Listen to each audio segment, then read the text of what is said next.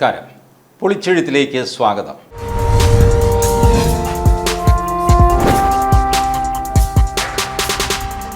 Colonel Rajan പവിത്രൻ്റെ ഇൻ്റർവ്യൂവിൻ്റെ അവസാന ഭാഗമാണ് ഞാൻ ഈ എപ്പിസോഡിൽ ചർച്ച ചെയ്യുന്നത്.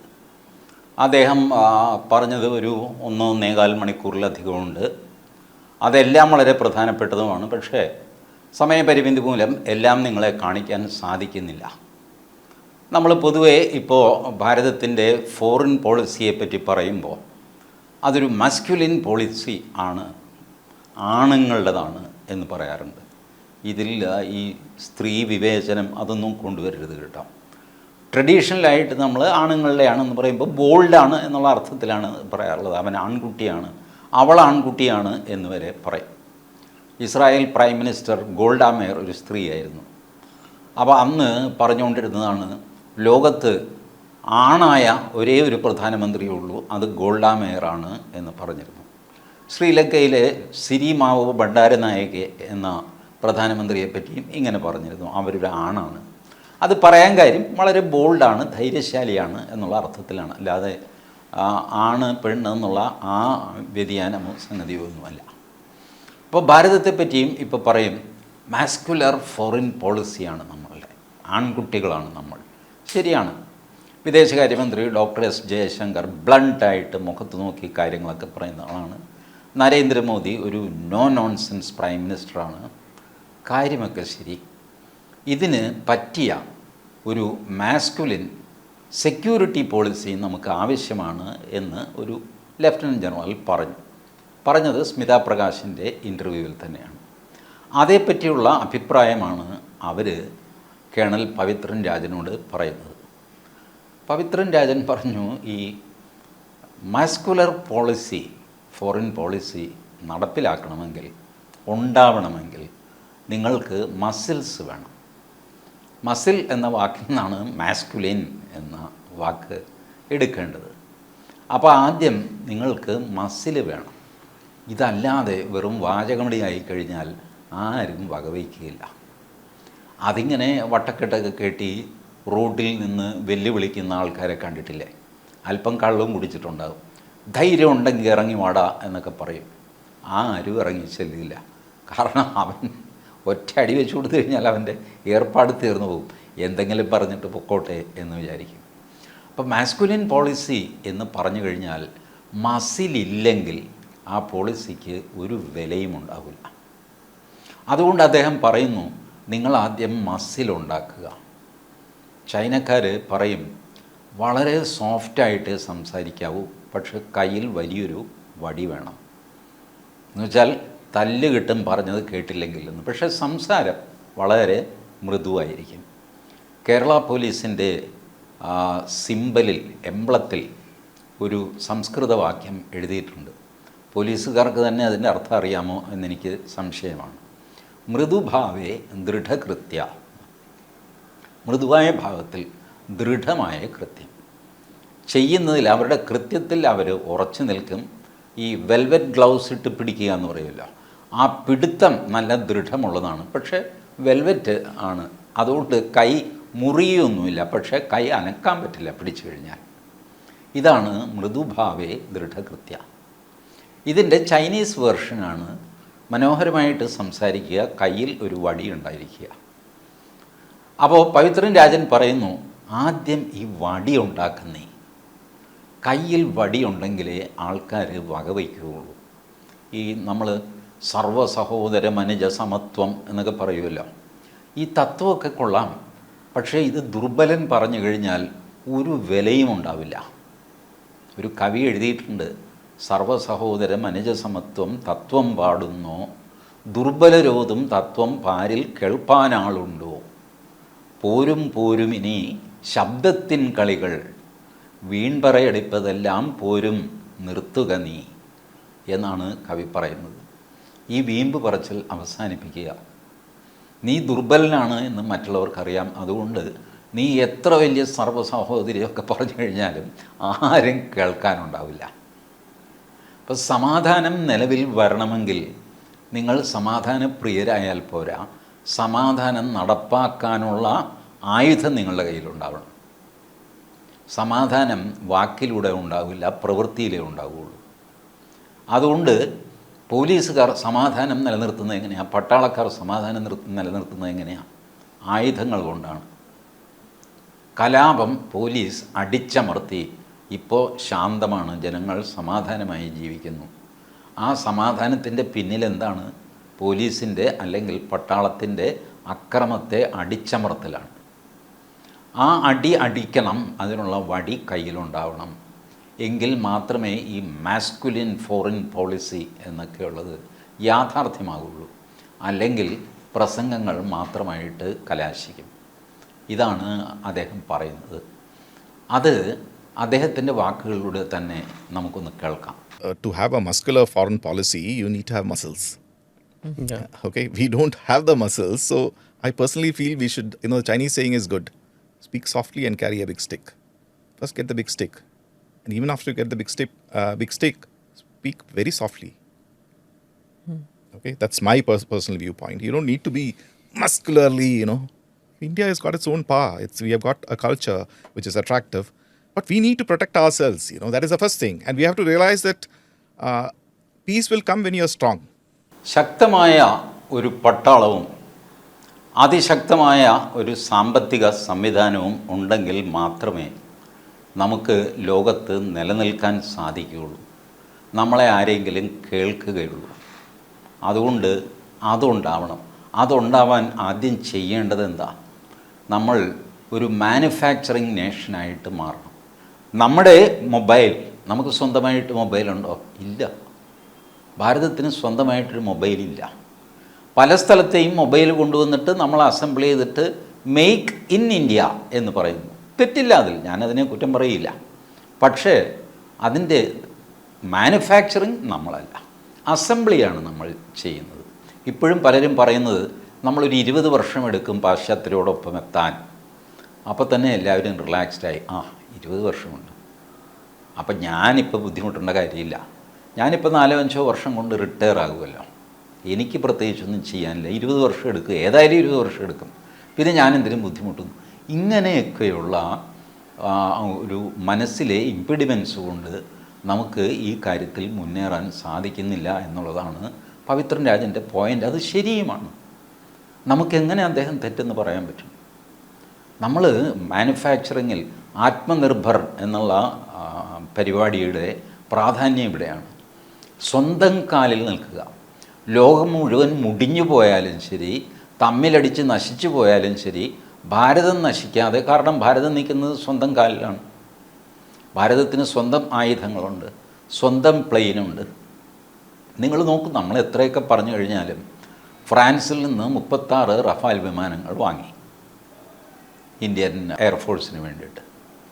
ബാക്കിയിരിക്കുന്നതൊക്കെ റഷ്യയിൽ നിന്ന് വാങ്ങിയ വിമാനങ്ങളാണ്. നമ്മളുടെ മിസൈൽ റഷ്യയിൽ നിന്ന് വാങ്ങി, അമേരിക്കയിൽ നിന്ന് വേണമെങ്കിലും വാങ്ങാമായിരുന്നു. എന്ത് വാങ്ങിക്കോട്ടെ, പുറത്തുനിന്ന് കൊണ്ടുവന്നതാണല്ലോ, നമ്മുടെ അല്ലല്ലോ. നമ്മുടെ മിസൈൽ എവിടെ?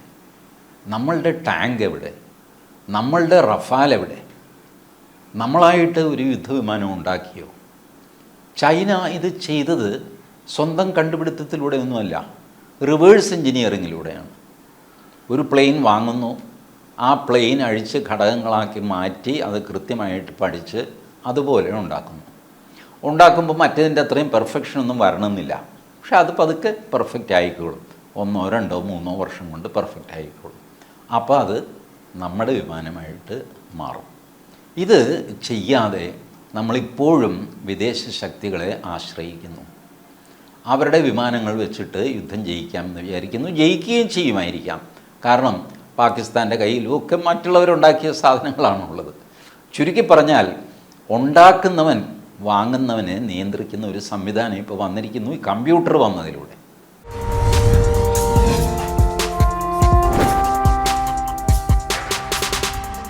ഇതിനു മുമ്പ് ഞാൻ കേണൽ പവിത്രൻ രാജൻ്റെ ഒരു ഇൻ്റർവ്യൂ നിങ്ങളെ കാണിച്ചിരുന്നു മാസങ്ങൾക്ക് മുമ്പ്. അതിൽ അദ്ദേഹം പറയുന്നുണ്ട് കാർഗിൽ യുദ്ധസമയത്ത് സംഭവിച്ചത് എന്താണ്. ഞാൻ എവിടെ നിൽക്കുന്നു എന്നറിയാനായിട്ട് പട്ടാളക്കാരന് കയ്യിൽ കൊടുക്കുന്ന യന്ത്രം ചില പ്രത്യേക സ്ഥലത്ത് പ്രവർത്തിക്കുന്നില്ല. അത് നോക്കിയപ്പോഴാണ് ആ യന്ത്രം വാങ്ങിയത് അമേരിക്കയിൽ നിന്നാണ്. ആ സ്ഥലങ്ങൾ അമേരിക്ക ബ്ലാക്ക് ലിസ്റ്റ് ചെയ്ത സ്ഥലങ്ങളാണ് കാർഗിൽ. അവിടെ ഈ യന്ത്രം പ്രവർത്തിക്കില്ല. ആ പ്രോഗ്രാം കൂടെ ചേർത്തിട്ടാണ് യന്ത്രം ഇന്ത്യക്ക് വിറ്റിരിക്കുന്നത്. അത് പരിശോധിച്ചത് മിലിറ്ററി ഇൻ്റലിജൻസുകാരാണ്, എന്തുകൊണ്ട് ഇത് പ്രവർത്തിക്കുന്നില്ല എന്ന്. അപ്പോഴത്തേക്ക് കാർഗിൽ യുദ്ധം നമ്മൾ ജയിച്ചൊക്കെ കഴിഞ്ഞു, എല്ലാവരും വലിയ സന്തോഷമൊക്കെ നടക്കുന്നു. മിലിറ്ററി ഇൻ്റലിജൻസിന് കിടക്കപ്പുറതിയും മനസ്സമാധാനവുമില്ല. കാരണം ഇത് ചില പ്രത്യേക സ്ഥലത്ത് വർക്ക് ചെയ്തില്ല. എന്താ ഇതിൻ്റെ രഹസ്യം? നാളെ അടുത്ത യുദ്ധം വന്നു കഴിഞ്ഞാൽ എന്തായിരിക്കും സ്ഥിതി? ഒടുവിൽ അവരിത് കണ്ടുപിടിച്ചു. അമേരിക്ക അത് സമ്മതിച്ചു, അതെ ആ പ്രദേശങ്ങളിൽ അത് വർക്ക് ചെയ്യില്ല. കാരണം ആ പ്രദേശത്ത് വർക്ക് ചെയ്യുന്നത് അമേരിക്കയുടെ താല്പര്യത്തിന് എതിരാവും എന്ന് അമേരിക്ക സംശയിക്കുന്നു. ആ സംശയത്തിൻ്റെ പുറത്ത് സോഫ്റ്റ്വെയറിൽ വരുത്തിയ ഒരു ബ്ലോക്കേഡാണ്. ഇത്രയധികം സൂക്ഷ്മമായ നിയന്ത്രണമാണ് ആയുധരംഗത്ത് പാശ്ചാത്യ ശക്തികളും ചൈനയും എല്ലാം ചെയ്യുന്നത്. ഇപ്പോൾ ശത്രുവോ മിത്രമോ എന്ന് തിരിച്ചറിയാൻ പറ്റാത്ത ഒരവസ്ഥ ലോകത്തിൽ നിൽക്കുന്നു. ശ്രീലങ്ക നമുക്കെതിരെ ഒരു പ്രസ്താവന ഇറക്കിയാൽ അത് ശ്രീലങ്ക ഇറക്കിയതാണോ അതോ ശ്രീലങ്കയെ കൊണ്ട് ഇറക്കിച്ചതാണോ എന്ന് ആദ്യം കണ്ടുപിടിക്കണം. നമ്മളെയും ശ്രീലങ്കയെയും വഴക്കടിക്കാനായിട്ട് മൂന്നാമത്തെ ഒരു ശക്തി അതിൽ പ്രവർത്തിച്ചോ എന്ന് കണ്ടുപിടിക്കണം. ഇതുകൊണ്ടാണ് പലപ്പോഴും നിങ്ങൾ ചില കാര്യങ്ങൾ ചില രാജ്യം പറഞ്ഞു, ഓ നരേന്ദ്രമോദി ഒന്നും മിണ്ടിയില്ല. മിണ്ടാൻ പറ്റില്ല, കാരണം ആ രാജ്യമല്ല അത് പറഞ്ഞിരിക്കുന്നത്, അവനെ കൊണ്ട് പറയിപ്പിച്ചിരിക്കുകയാണ്. അതിൻ്റെ പുറകിലുള്ള രാജ്യം ഏതാണെന്ന് നമ്മൾ കണ്ടുപിടിച്ചു. തൽക്കാലം അവനുമായിട്ട് ഏറ്റുമുട്ടാനുള്ള പാങ്ങ് നമുക്കില്ല, അതുകൊണ്ട് നമ്മൾ മിണ്ടില്ല. ചിലപ്പോൾ അയ്യോ ഇത്ര ചെറിയൊരു രാജ്യത്തിന് മുമ്പിൽ നരേന്ദ്രമോദി മുട്ടുമടക്കി. അയാളുടെ മുമ്പിലല്ല മുട്ടുമടക്കിയത്, അവഗണിച്ചത് അത് അയാൾ ചെറുതായതുകൊണ്ടല്ല, അയാളുടെ പുറകിലുള്ള വമ്പനെ നമുക്കറിയാം എന്നുള്ളതുകൊണ്ടാണ്. ആ വമ്പനെ എവിടെയിട്ട് പിടിക്കണം എന്ന് തീരുമാനിച്ചിട്ടുമുണ്ട്. അവിടെ വെച്ചായിരിക്കും അപ്രതീക്ഷിതമായിട്ട് നരേന്ദ്രമോദി അല്ലെങ്കിൽ ഇന്ത്യൻ പ്രധാനമന്ത്രി whoso ever he may be check വയ്ക്കുന്നത് അവിടെ വെച്ചിട്ടായിരിക്കും. അപ്പോൾ കഴിഞ്ഞ വർഷം നടന്ന ഒരു സംഭവത്തിൽ മാൽദ്വീപോ ബംഗ്ലാദേശോ ഇടപെട്ട ഒരു സംഭവത്തിൻ്റെ പ്രതികരണം ഭാരതം നടത്തുന്നത് 2 വർഷം കഴിഞ്ഞിട്ട് റഷ്യയിൽ വെച്ചിട്ടായിരിക്കും, അല്ലെങ്കിൽ ബുർക്കിനോ ഫാസോ എന്ന് പറയുന്ന ഒരു രാജ്യത്ത് വെച്ചായിരിക്കും. അത്രയധികം വലിയ നെറ്റ്വർക്കാണ് നടക്കുന്നത്. ഈ നെറ്റ്വർക്കിൻ്റെ നിയന്ത്രണം നമ്മുടെ കയ്യിൽ വേണം. സ്വന്തമായ ഒരു നെറ്റ്വർക്ക് നമുക്ക് ആവശ്യമാണ് എന്നാണ് പവിത്രൻ രാജൻ്റെ പോയിൻ്റ്. നമുക്ക് അദ്ദേഹത്തിൻ്റെ അടുത്ത പോയിന്റിലേക്ക് കടക്കാം. You have to have a very strong military. Rest, diplomacy, etc. are icings on the cake. But the cake has to be built on, a strong military and economic power. There's no other way. And where do you get a strong economic and military power? Being a manufacturing nation, and then that Atmanirbhar and military and other stuff, Otherwise, diplomacy has no meaning. It can anytime be, you can be punctured. If you look at 1962, diplomacy-wise, we were much ahead of China. We had such a standing among third world countries. We lost it and everything got unwound. Okay? So we should not have a muscular policy. We don't need to be muscular. We can still be kind. We can still be what we are. But we can't, this is criminal. By sidelining the military or the security and not becoming a manufacturing is criminal to our people. Okay, and history will repeat itself. ഇതിൻ്റെ തുടർച്ചയായിട്ട് colonel Pavithran Rajan 1962 നമ്മളുടെ ചൈനയിൽ നിന്ന് ഏറ്റുവാങ്ങിയ പരാജയത്തെ ഓർമ്മിച്ചുകൊണ്ട് പറയുന്നു, അന്നും നിങ്ങൾ വിദേശ നയത്തിൽ അദ്വിതീയരായിരുന്നു. ജവഹർലാൽ നെഹ്റു വലിയ കൂട്ടുകാരനായിരുന്നു, ജോൺ എഫ് കെന്നഡിയുടെ കൂട്ടുകാരൻ. ലോകത്തെ എല്ലാ രാഷ്ട്ര നേതാക്കളും നെഹ്റുവിൻ്റെ തോളിൽ കൈയിട്ടും അദ്ദേഹത്തിൻ്റെ ഫോട്ടോ, കെന്നഡിയുമായിട്ട് നടന്നു പോകുന്ന പ്രശസ്തമായ ഫോട്ടോ, ഇതൊക്കെ ഉണ്ടായിരുന്നു. ഇതെല്ലാം ഉണ്ടായിട്ടും നിങ്ങൾ തോറ്റുപോയി. ഫോറിൻ പോളിസിയുടെ കുറവ് കൊണ്ടല്ല നിങ്ങൾ തോറ്റുപോയത്, നിങ്ങളുടെ കയ്യിൽ മിലിറ്ററി ഉണ്ടായിരുന്നില്ല. മിലിറ്ററിയെ നിങ്ങൾ വിശ്വാസത്തിലെടുത്തിരുന്നില്ല. ഈ ചർച്ചയുടെ തുടക്കത്തിൽ അദ്ദേഹം പറയുന്നുണ്ടല്ല, സ്വാതന്ത്ര്യം കിട്ടിയത് വക്കീലന്മാർക്കാണ് എന്ന് തമാശയ്ക്ക് പറയുന്നുണ്ട്. മിലിറ്ററിയെ അടുപ്പിച്ചില്ല ഒരു കാര്യത്തിലും, അവർ വിശ്വാസത്തിലെടുത്തതേയില്ല. അവർ വേലക്കാരാണ്. ഞങ്ങൾ പറയുമ്പോൾ യുദ്ധം ചെയ്യുക, ഞങ്ങൾ പറയുമ്പോൾ യുദ്ധം നിർത്തുക. മിലിറ്ററി എന്തിന്? നമ്മളുടെ മലയാളിയായിരുന്ന ജനറൽ കണ്ടോത്ത് അദ്ദേഹം കരയുക വരെ ചെയ്തു. 1971 പാകിസ്ഥാൻ യുദ്ധത്തിൽ അദ്ദേഹം പടിഞ്ഞാറൻ പാകിസ്ഥാനിലായിരുന്നു. നമ്മുടെ പട്ടാളം അടിച്ച് കയറി കറാച്ചിയുടെ 1 കിലോമീറ്റർ ദൂരം വരെ എത്തി. Just 1 kilometre. 1 മണിക്കൂറുണ്ടെങ്കിൽ കറാച്ചി തുറമുഖം നമ്മുടെ കയ്യിലിരിക്കും. ആ സമയത്താണ് വെടിനിർത്തൽ പ്രഖ്യാപിക്കുകയും അവിടെ നിന്ന് പിന്മാറാനായിട്ട് ഇന്ദിരാഗാന്ധി ആവശ്യപ്പെടുകയും ചെയ്യുന്നത്. അന്ന് ആ ജനറൽ കരഞ്ഞുപോയി. എന്തിനാണ് ഞാൻ എൻ്റെ പിള്ളേരെ കൊലയ്ക്ക് കൊടുത്തത് ഇത് ചെയ്യാനാണെങ്കിൽ? Why did I kill my boys? ഇതായിരുന്നു ജനറൽ കാൻഡത്ത് ചോദിച്ചത്. ഇതുപോലെയൊക്കെയുള്ള മഹാഭാവം രാഷ്ട്രീയക്കാർ പട്ടാളത്തോട് കാണിച്ചു. എന്നിട്ടും ഇന്ത്യൻ പട്ടാളം അവരുടെ സംസ്കാരം വിട്ട് പ്രവർത്തിച്ചില്ല. ഇന്ത്യയിൽ ഒരു പട്ടാള വിപ്ലവം നടത്താൻ എത്ര എളുപ്പമാണെന്നറിയാമോ? ആരുണ്ട്? എത്ര രാഷ്ട്രീയക്കാരുണ്ട് ക്യാരക്ടറുള്ളവർ? മൊത്തം ഭാരതം നുള്ളിപ്പെറുക്കി കഴിഞ്ഞാൽ 100 പേര് വരില്ല. ഈ പറയുന്ന വലിയ ആൾക്കാരിലൊന്നും 100 പേര് കഷ്ടിച്ചുണ്ടായിരുന്നവർ. അവർക്ക് പട്ടാളത്തിൻ്റെ നേർക്ക് നിൽക്കാൻ ധൈര്യമുണ്ടായിരുന്നവരും. ബാക്കി ജനങ്ങളും ബാക്കി രാഷ്ട്രീയക്കാരും ഒക്കെ മിനിറ്റ് വെച്ച് കീഴടങ്ങും പട്ടാളത്തിന് മുമ്പിൽ. You know the might of Indian military. പക്ഷേ ഇന്ത്യൻ മിലിറ്ററി ഇന്നും അച്ചടക്കം പാലിക്കുകയും രാജ്യത്തിന് വേണ്ടി സ്വന്തം ജീവൻ ബലി കൊടുക്കുകയും ആരും പാടിപ്പുകഴ്ത്താത്ത ഹീറോസായിട്ട് വിസ്മൃതിയിലേക്ക് മറയുകയും ചെയ്യുന്നു. ഇത് നമ്മൾ ചെയ്യുന്നത് ഒരു മഹാപാപമാണ്. പട്ടാളക്കാരോട് ചെയ്യുന്ന മഹാപാപം മാത്രമല്ല, നമ്മളോട് ചെയ്യുന്ന മഹാപാപമാണ്.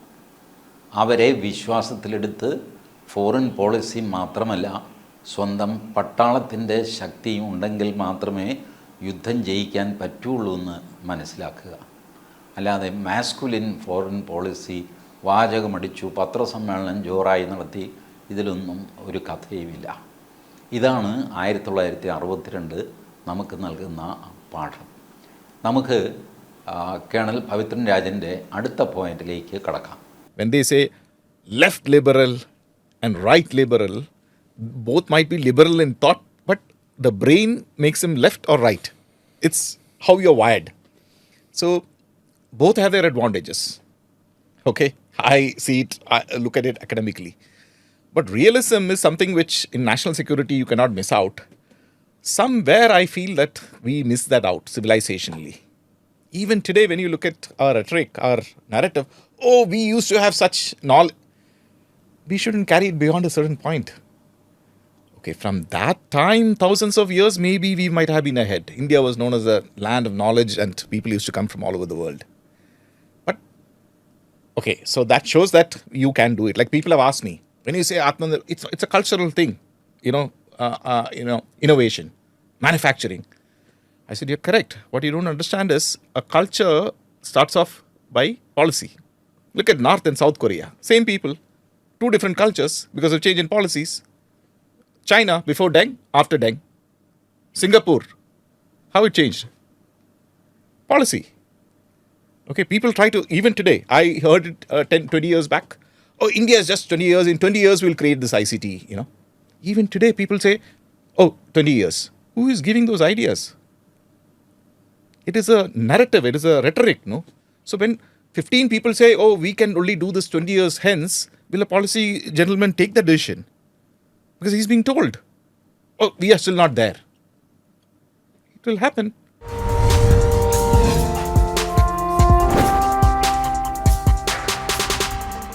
ഇടതുപക്ഷ ബുദ്ധിജീവി, വലതുപക്ഷ ബുദ്ധിജീവി എന്നൊക്കെ നമ്മൾ കേൾക്കാറുണ്ട്. ബുദ്ധിജീവി കോമൺ ആണ്.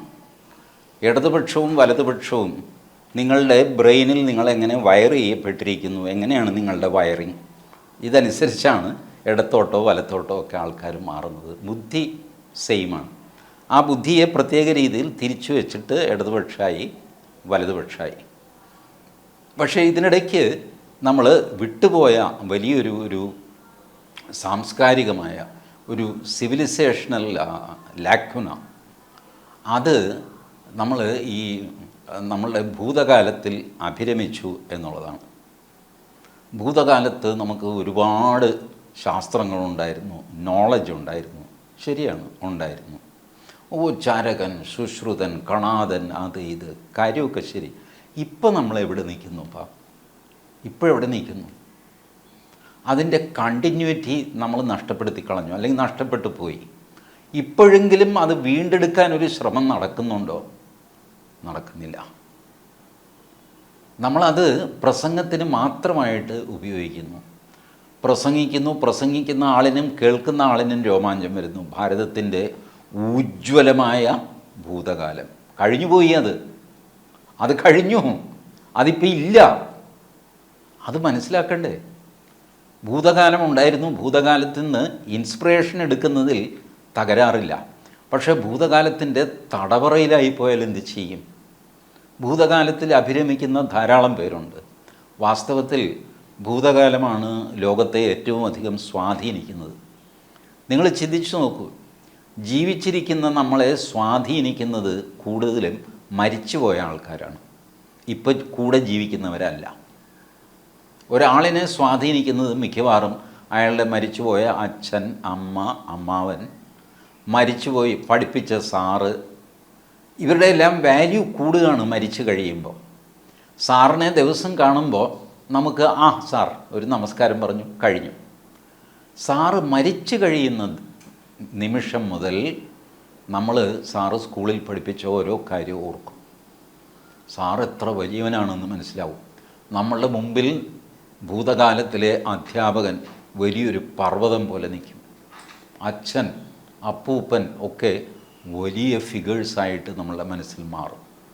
അങ്ങനെ നോക്കിയാൽ മൊത്തം ലോകത്തെ നിയന്ത്രിക്കുന്നത്, അതിൻ്റെ ഇമോഷൻസിനെ, അതിൻ്റെ ഗതിയെ നിയന്ത്രിക്കുന്നത് ഇപ്പോൾ ലോകത്ത് ജീവിച്ചിരിക്കുന്നവരല്ല, ലോകത്ത് നിന്ന് വിട്ടുപോയവരാണ് എന്ന് മനസ്സിലാവും.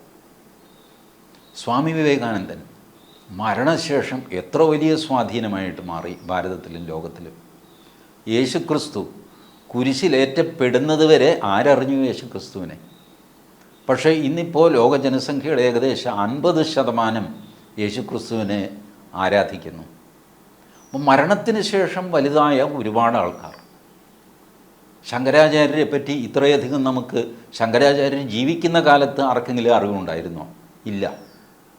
അപ്പോൾ ഭൂതകാലം ഒരു മോശം കാര്യമൊന്നുമല്ല. ഭൂതകാലത്തിൽ നിന്ന് നമ്മൾ ഇൻസ്പിറേഷൻ എടുക്കുക തന്നെ വേണം. ഭൂതകാലം വലിയൊരളവ് വരെ നമ്മളെ സ്വാധീനിക്കുന്നുണ്ട്. പക്ഷേ നമ്മൾ മണ്ണിൽ ഉറച്ചു നിന്ന് വർത്തമാനകാലത്തെപ്പറ്റിയും ഭാവി കാലത്തെപ്പറ്റിയും ചിന്തിക്കണം. എന്നിട്ട് നമ്മളുടെ പോളിസികൾ രൂപപ്പെടുത്തണം. നേരത്തെ ഈ പറഞ്ഞതുപോലെ 20 വർഷം എടുക്കും എന്ന് പൊതുവെ ഒരു ധാരണ ഉണ്ടായിക്കഴിഞ്ഞാൽ ഇപ്പോൾ ഉള്ളവർ 20 വർഷമില്ലേ, അപ്പോൾ നോക്കാന്നേ എന്നൊക്കെ പറഞ്ഞിട്ട് ഉഴപ്പാൻ തുടങ്ങും. അത് പാടില്ല. ഇത് ഇപ്പോൾ വേണ്ടതാണ്, ഇപ്പോൾ നടക്കും, ഇപ്പോൾ ചെയ്യണം. അല്ല, പണ്ട് നമുക്ക് പഴയത് കഴിഞ്ഞു, yes it was good, no doubt, അത് വളരെ നല്ലതായിരുന്നു, അതിൽ നിന്ന് നല്ല കാര്യങ്ങൾ നമ്മൾ പഠിക്കേണ്ടത് ആവശ്യമാണ്. പക്ഷേ ഇപ്പോൾ ചെയ്യാനുള്ളത് ഇപ്പോൾ ചെയ്യൂ. ഇതല്ലേ ഒരു രാഷ്ട്രത്തിന് ആവശ്യം. ഇത് ചെയ്യാതെ നമുക്ക് മുന്നോട്ട് പോകാൻ സാധ്യമല്ല. ഈ ICT എന്ന് പറയുന്ന രംഗം, ഇൻഫർമേഷൻ കമ്പ്യൂട്ടർ ആൻഡ് ടെക്നോളജി, ഈ രംഗം ആത്മനിർഭരമാകാതെ ഭാരതത്തിന് ഒരു നിലനിൽപ്പുണ്ടാവുകയില്ല. ലോകം വളരെ വേഗം മാറിക്കൊണ്ടിരിക്കുകയാണ്. നോക്കൂ, നമ്മളും എൻ്റെ പ്രായത്തിലൊക്കെ ഉള്ളവർ എത്ര ബുദ്ധിമുട്ടുന്നു ഒരു മൊബൈൽ ഒന്ന് ഓപ്പറേറ്റ് ചെയ്യാൻ. അതേസമയം 3-4 വയസ്സുള്ള കുട്ടി വളരെ പെട്ടെന്ന് അത് പഠിക്കുന്നു. ലോകം വളരെ വേഗം മാറിക്കൊണ്ടിരിക്കുകയാണ്. നമ്മളൊക്കെ കുടിപ്പള്ളിക്കൂടത്തിൽ പോയി എന്നൊക്കെ എഴുതി പഠിച്ച് തറ പറ എന്നൊക്കെ എഴുതി പഠിച്ച അതുപോലെ ഇപ്പോഴത്തെ കുട്ടികൾ മൊബൈൽ ഓപ്പറേറ്റ് ചെയ്യാൻ തുടങ്ങിയിരിക്കുന്നു. ആ മൊബൈലിലൂടെ ദുസ്വാധീനങ്ങൾ അവരുടെ ജീവിതത്തിലേക്ക് കടന്നു വരുന്നു. ഏതൊരു കുട്ടിയെയും എടുക്കുക, അവൻ പഠിക്കുന്നില്ല, അവന് പഠിക്കാനിരുന്നു കഴിഞ്ഞാൽ അപ്പം തന്നെ അവന് മൂത്രമൊഴിക്കാൻ പോകണം, അവന് തലവേദന എടുക്കുന്നു, അവനങ്ങനെ ഇവനിങ്ങനെ. ഇതേ കുട്ടിയെ കാർട്ടൂൺ നെറ്റ്വർക്ക് TV-യിൽ കാണിക്കുക, ശ്രദ്ധയോടെ ഇരിക്കും അല്ലേ. അപ്പോൾ ശ്രദ്ധിക്കാൻ അവനറിയാം, മനസ്സ് ഏകാഗ്രമാക്കാൻ അവനറിയാം, ഒക്കെ അറിയാം. പക്ഷേ അവന് താല്പര്യം ജനിപ്പിക്കുന്ന രീതിയിൽ പഠിപ്പിക്കുന്നതിൽ നമ്മൾ പരാജയപ്പെടുന്നു. അപ്പോൾ വിദ്യാഭ്യാസം മുതൽ നമ്മൾ ഒന്ന് പൊളിച്ചെഴുതേണ്ടിയിരിക്കുന്നു, ആത്മപരിശോധന നടത്തേണ്ടിയിരിക്കുന്നു. ആ രീതിയിൽ ഇനിയുള്ള തലമുറയെങ്കിലും വാർത്തെടുക്കേണ്ടിയിരിക്കുന്നു. കൃത്യമായ ലക്ഷ്യബോധം, ഈ വേണ്ടാത്ത വാചകമടിയിൽ വാചാടോപത്തിലൊന്നും പെടാതെ രാഷ്ട്രീയക്കാരൊക്കെ പ്രസംഗിക്കുകയില്ലേ, 1947 എന്ത് സംഭവിച്ചു, അതുതന്നെയല്ലേ 48 സംഭവിച്ചത്, പിന്നെയും അത് 50 സംഭവിച്ചില്ലേ, എന്ത് മണ്ണാങ്കട്ട. ഇതുപോലെയുള്ള അർത്ഥശൂന്യമായ വാചാടോപത്തിൽ പെടാതെ നമ്മൾ ലക്ഷ്യബോധത്തോടെ മുന്നോട്ട് പോവുകയും, നമുക്ക് വേണ്ടത് അപ്പർ ഹാൻഡാണ് ലോകത്തിൽ. ഭാരതത്തിന് ഒരു മേൽക്കൈ വേണം, അതാണ് പരമവൈഭവം. ഏത് രീതിയിൽ എവിടെ നോക്കിക്കഴിഞ്ഞാലും, പട്ടാളം എടുത്താലും സാമ്പത്തിക ശക്തി എടുത്താലും സ്പോർട്സ് എടുത്താലും സംഗീതമെടുത്താലും എന്ത് തന്നെ എടുത്തു കഴിഞ്ഞാലും ഭാരതം അതിൽ നമ്പർ 1 ആയിരിക്കണം. ഇതാണ് ഭാരതത്തിൻ്റെ പരമവൈഭവം. അതിനുവേണ്ടി പ്രവർത്തിക്കുന്ന, ആ ലക്ഷ്യത്തിൽ ജീവിക്കുന്ന ഒരു ജനതയായിട്ട് മാറിക്കഴിഞ്ഞാൽ നമ്മളുടെ സ്വന്തം കാര്യവും സന്തോഷമായിട്ട് നടക്കുന്നതിൻ്റെ കൂടെ ഭാരതം നമ്പർ 1 ആകുമ്പോൾ നമ്മൾ ഓരോരുത്തരും നമ്പർ 1 ആണല്ലോ. ഈ രീതിയിലുള്ള ഒരു ഭാരതത്തിൻ്റെ സൃഷ്ടിക്ക് വേണ്ടിയിട്ടാണ് നാം ശ്രമിക്കേണ്ടത്. അതാണ് ആത്മനിർഭർ എന്ന വാക്കിൻ്റെ യഥാർത്ഥ അർത്ഥം എന്ന് കേണൽ പവിത്രൻ രാജൻ പറഞ്ഞു വയ്ക്കുന്നു. പുതിയൊരു പൊളിച്ചെഴുത്തുമായി വീണ്ടും കാണാം. നമസ്കാരം.